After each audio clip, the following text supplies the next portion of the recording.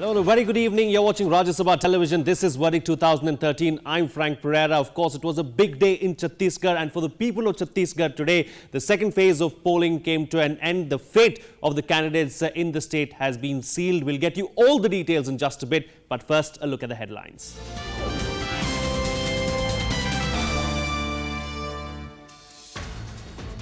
Voting for the second phase of Chhattisgarh Assembly polls comes to an end. Fate of 843 candidates for the 72 seats sealed.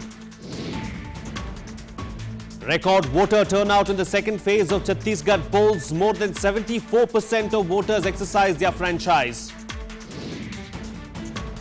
And heavy security deployment in Chhattisgarh ensures yet another peaceful and incident-free phase of voting in Maoist-affected areas.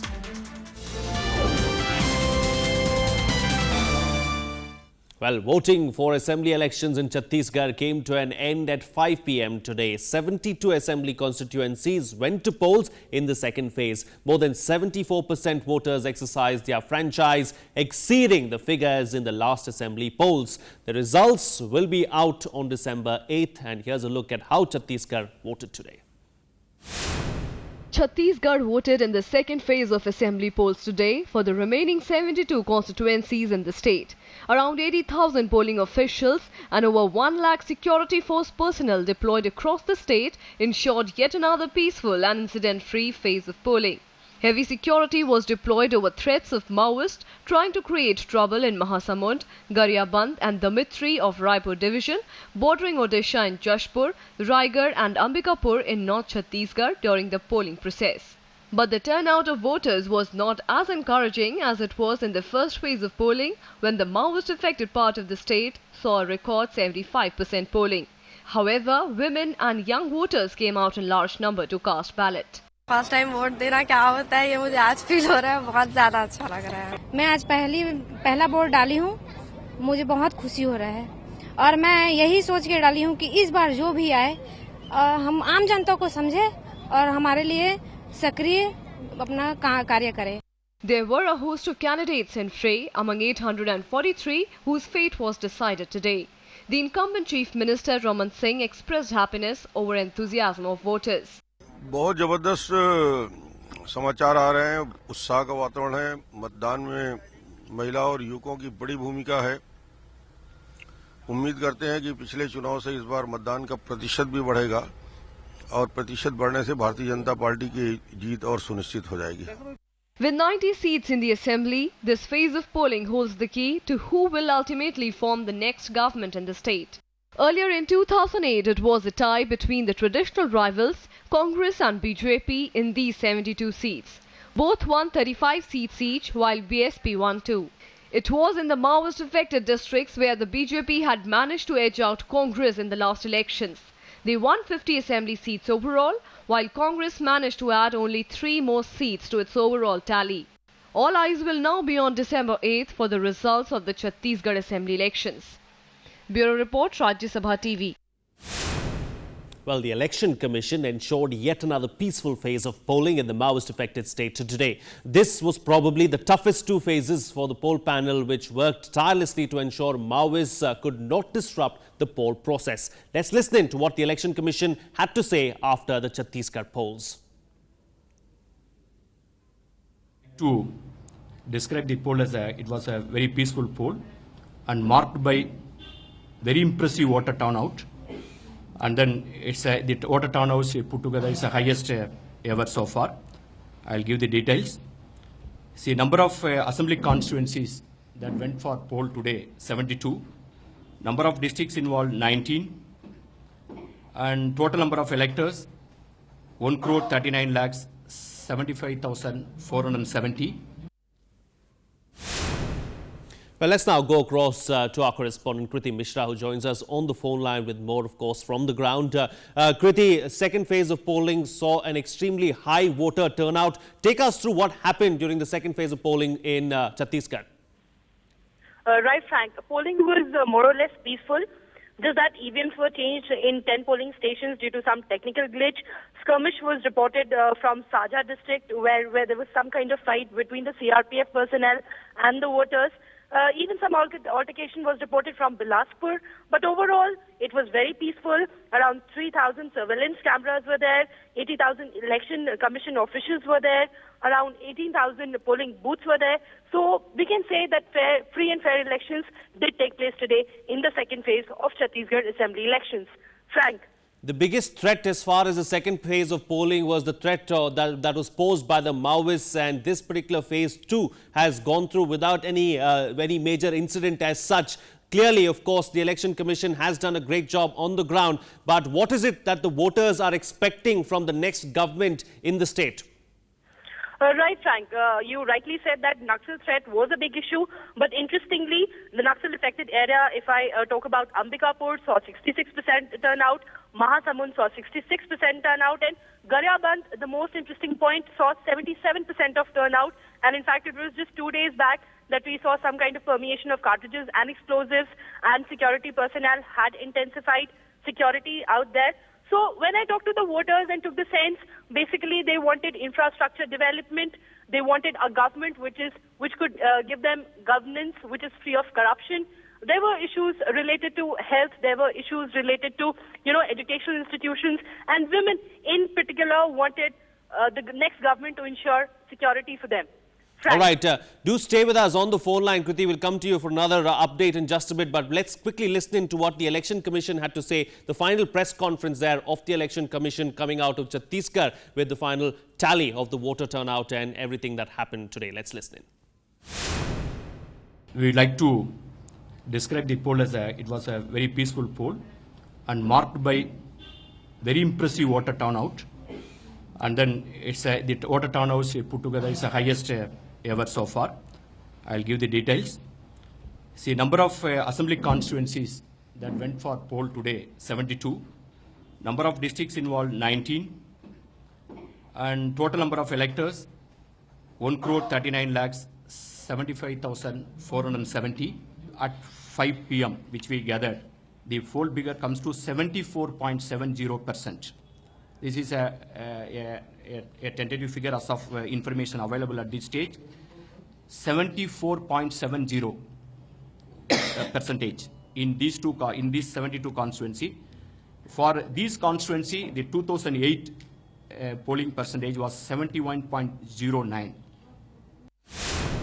Kriti, coming back to you now, of course, we heard the Election Commission there saying that, it was the highest ever turnout in the state of Chhattisgarh. Clearly, the voters have come out and voted in large numbers, and it is the Election Commission who has instilled that confidence, so as to say, in the voters to go out there and actually vote. 74% voter turnout, incredible and impressive. Right, Frank. Even Election Commission's efforts need to be lauded here. And to enthuse voters to participate in the democratic process, Election Commission also carried out the campaign at many places. And it will be interesting for you to know that even they organize competitions like Rangoli making, they organize competitions like Mehendi to ensure that voters, to ensure that tribals, to ensure that women come out and exercise their right. And it was just not about the voters that they ensured the security. They also ensured the security of all the poll conducting personnel. So definitely we need to laud the efforts and the endeavors of the Election Commission here. Frank. All right, Kriti, thank you so much for joining us there with all those details. We'll have to leave it at that. Moving on now, the Congress Vice President kicked off the second leg of his campaign trail in Rajasthan today by addressing a rally in Chittorgarh. He later addressed a rally in Bikaner as well. Rahul Gandhi highlighted the achievements and flagship schemes of the Congress-led UPA government at the rally. He spoke about the UPA government's flagship welfare schemes, which he claimed has benefited lakhs of people in the state. He also said that his party has done a lot of work to develop infrastructure in the state. He also slammed the BJP for neglecting the economically backward section. The Congress government, led by Ashok Gehlot, is seeking a second consecutive term when the state goes to polls next month. मजदूर की जिंदगी कैसी होती है? 2-3 दिन वो काम करता है और फिर 2 दिन वो बीमार हो जाता है, फिर दवाई लेता है, फिर काम करता है। और गहलोत जी ने मुफ्त में दवाई, पूरे राजस्थान को मुफ्त दवाई। Meanwhile, a day after campaigning in Madhya Pradesh, the BJP's prime ministerial candidate Narendra Modi was on a campaign trail in Rajasthan today. Modi addressed rallies in Alwar, Baharatpur, Sawai, Madhopur and Dausa, as well as in Alwar. Of course, he criticized the Ashok Gehlot government for not doing enough developmental work for the state in the first 55 months of its term.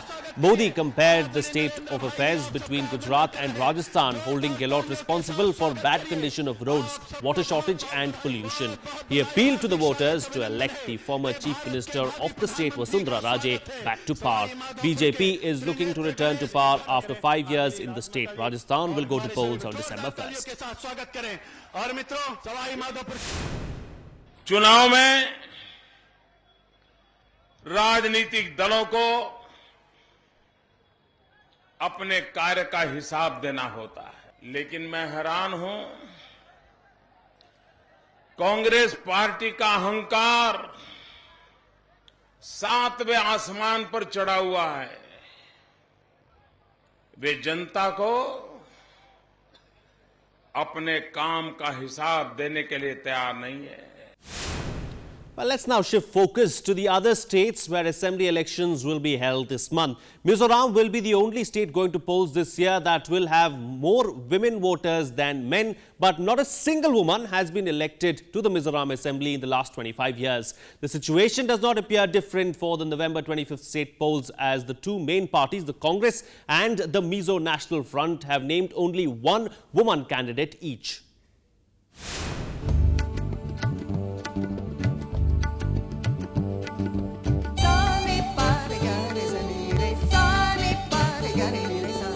Women form a majority in Mizoram, which should of course indicate that issues that matter to them will dominate election campaigns here. To every 1,000 men, there are 1,038 women in the state. That means of the total 6,86,305 voters, women outnumber men by 12,707. The sex ratio in my district is positive. We have more women, and the sex ratio of the electorate is more than the sex ratio of the census. So, and even in the last elections, we had more women voting, and there's no bias for or against women. Despite the statistics, the ruling Congress that promised to nominate more women this time around fielded only one candidate. Tickets are distributed on the strength of winnability. Just because there is a woman and should give ticket, and if she loses, then you can lose your entire government also. Therefore, only those people who are deserving and at the same time who has the capacity of winning. The main opposition, the Mizo National Front, which inducted the first and the only women minister in 1987, has also nominated just one woman. It's the same story with the Mizoram People's Conference. The junior partner of the Mizo National Front in the Mizo Democratic Alliance, the ZNP, it's the same story with the Mizoram People's Conference. The junior partner of the Mizo National Front in the Mizo Democratic Alliance, the ZNP, is going alone in the coming polls, but it hasn't nominated any women candidate. Besides, the two candidates nominated by the political parties, only two other women are contesting as independent candidates.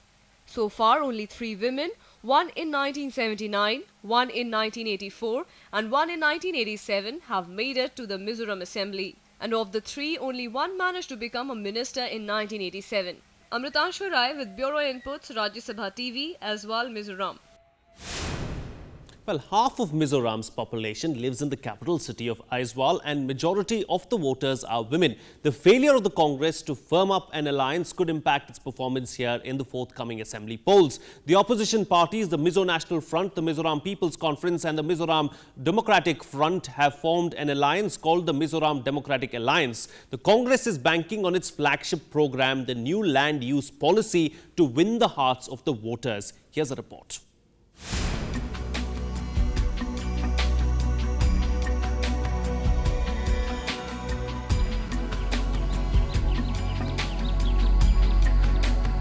Perched on the high hills of northeastern corner, Mizoram is a storehouse of natural beauty. It has endless variety of landscape, hilly terrains, meandering streams and rich wealth of flora and fauna. The state is flanked by Bangladesh on the west and Myanmar on the east and south. Mizoram occupies an important strategic position as it has a long international boundary. At the heart of Mizoram is its capital, Aizawl. Here, especially within Aizawl city, I've got 10 constituencies. Now, I have to have three flying squads, 3 static surveillance teams. So this, I brought it to the knowledge of the Election Commission, and they were kind enough to reduce it to 1 for each constituency. The traditional farming method in Mizoram is jhum cultivation. It means slash and burn to clear a patch for cultivation. After harvest, the land is abundant. The new land use policy initiated by the Congress government aims to replace the shifting cultivation pattern with permanent sustainable farming model. Under the scheme, each farmer will be given a permanent tract and government assistance of up to 1 lakh rupees. See, we do not oppose this development policy, but the process. The moment when the government, this Congress ministry formed the government, they stopped cultivating because the land use policy means you should utilize the land. But it may not be a smooth ride for Congress, as the Mizoram Democratic Alliance, or MDA, is set to exploit the anti-incumbency mood and shortage of essential commodities like rice, oil and cooking gas. The land use program is for the poor people, the farmers, and they selected the traits of their interest, like cattle rearing, poultry farming, plantation, and various other things. Now we started to reap the harvest even within the last 2-3 years. So it's a very popular program and people like it. There are a total of 14 seats at stake in this region. In the previous election, Congress won 11 of the seats, ZNP won Aizawl West 1 and Aizawl West 2 seats, while MPC won Aizawl South 1 constituency. The MNF and MPC had formed pre-poll alliance in 1998 assembly polls as well, when they managed a landslide victory by winning 32 of the 40 seats, with the MNF winning 21 seats and MPC bagging 11. Mizoram became the 23rd state of India in 1987. It was one of the districts of Assam till 1972, after which it became a union territory and then finally attained statehood after prolonged insurgency. Amritanshu Rai, Rajya Sabha TV. Well, the Mizo's independent sense of identity was one of the reasons behind insurgency in the state. They had demanded a sovereign Mizo state. They may have compromised for now, but the aspiration of a greater Mizoram continues. Their claim to parts of Myanmar begins with the holy site, the Ridil Lake, which is now across the border. Rajya Sabha Television crosses over to Myanmar from Mizoram to get you this story. The natural demarcation between India and Myanmar is the river Tiao. Behind me, across the river, across the valley, what you see is Myanmar or Burma.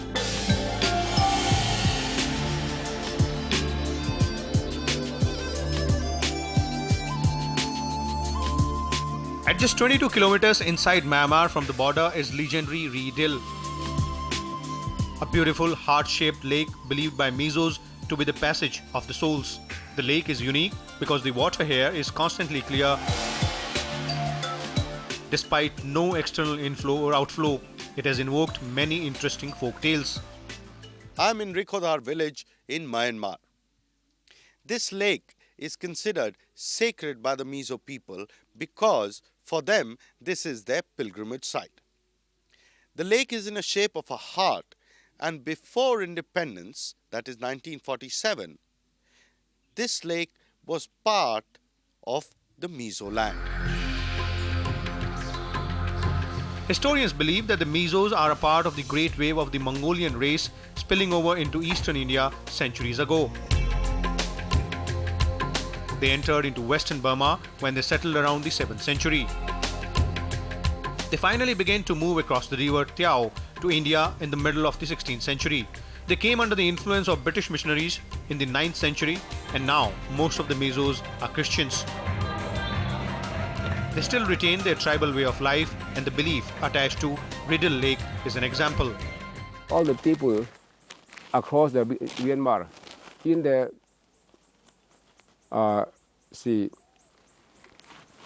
rural areas are the same persons as we are here. Same stock. We may have some see local dialects, different local dialects. Okay. But we belong to the same ethnic group. The first wave of insurgency in 1960s, led by Mizo National Front, was an attempt to create a sovereign, independent country for the Mizos. Even today, maps like these declaring Mizoram, the Greater Mizo land, are openly displayed in Mizoram.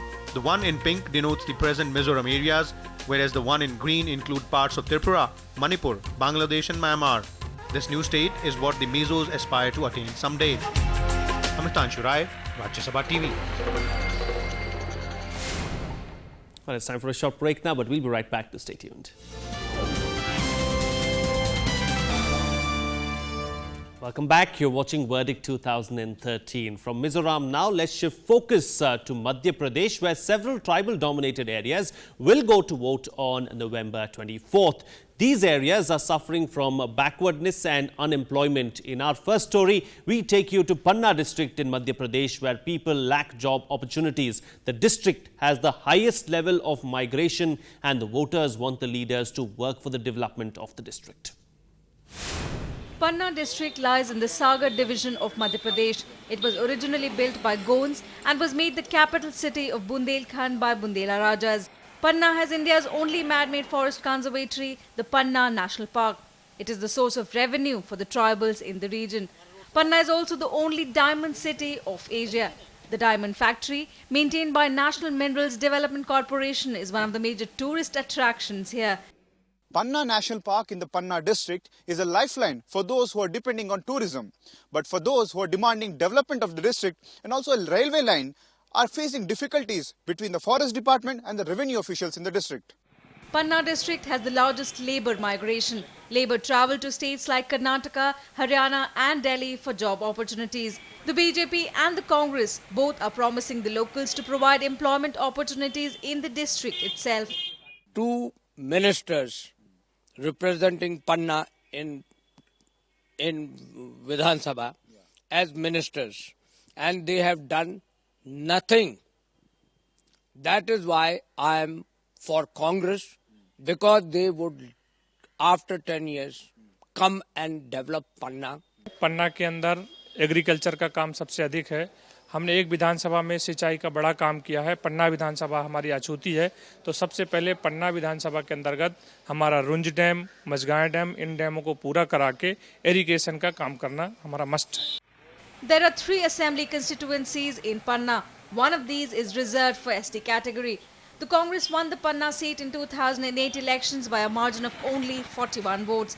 BJP too had to fight hard to win the Powai and Gunnor seats.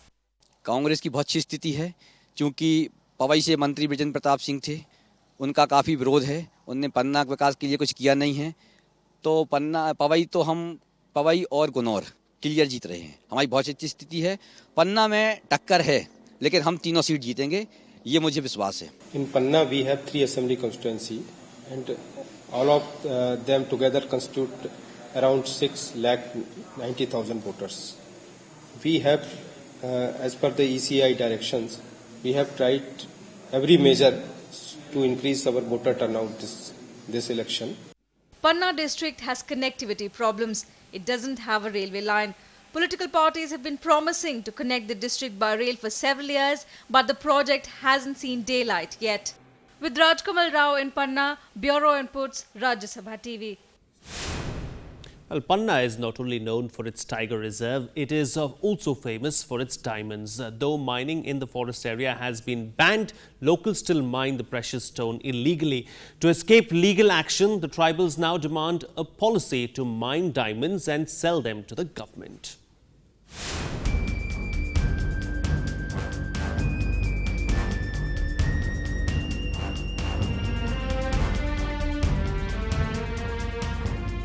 These are the locals who earn money through digging diamonds at the Panna National Park area.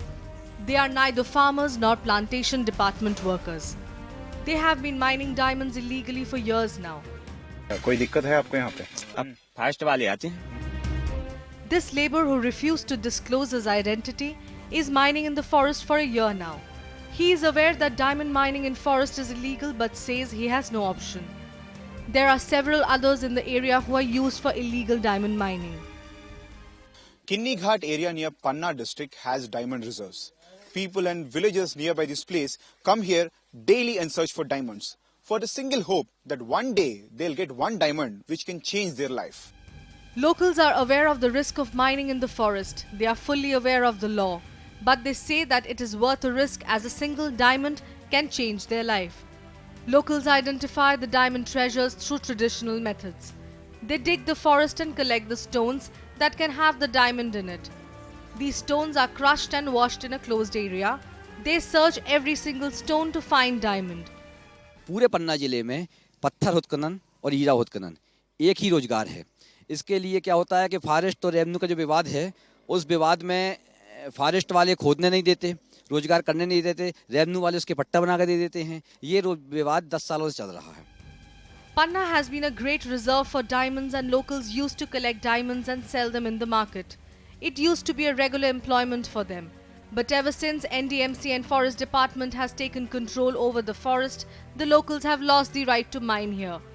Political parties have promised that they will allow them officially to mine the forest for diamonds. ये सच है कि diamond के मामले में बहुत सारा ऐसा होता है, तो उसमें हम लोग सरकार के अंदर अगर मध्य प्रदेश सरकार से हो सकेगा तो मध्य प्रदेश, नहीं तो मध्य प्रदेश सरकार से संकल्प पारित करा के भारत सरकार से आग्रह करेंगे कि उसकी एक लीगल प्रोसेस करके यहाँ के लोगों को सरलता से माइनिंग करने को मिले, ऐसे नियम बनाने का प्रयास कराएंगे।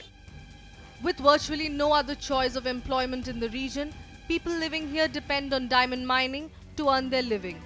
They hope the government will take steps to allow them continue mining in a legal way.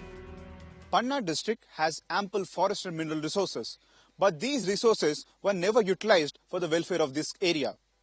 People here demand jobs and opportunities so that they can work in the mines available and use the forest for their development. With camera person Dinesh Rai, I am Raj Kamal Rao for Rajya Sabha TV. And with that, it's a wrap on this edition of Verdict 2013. Thank you so much for watching. I'll see you again same time, same place.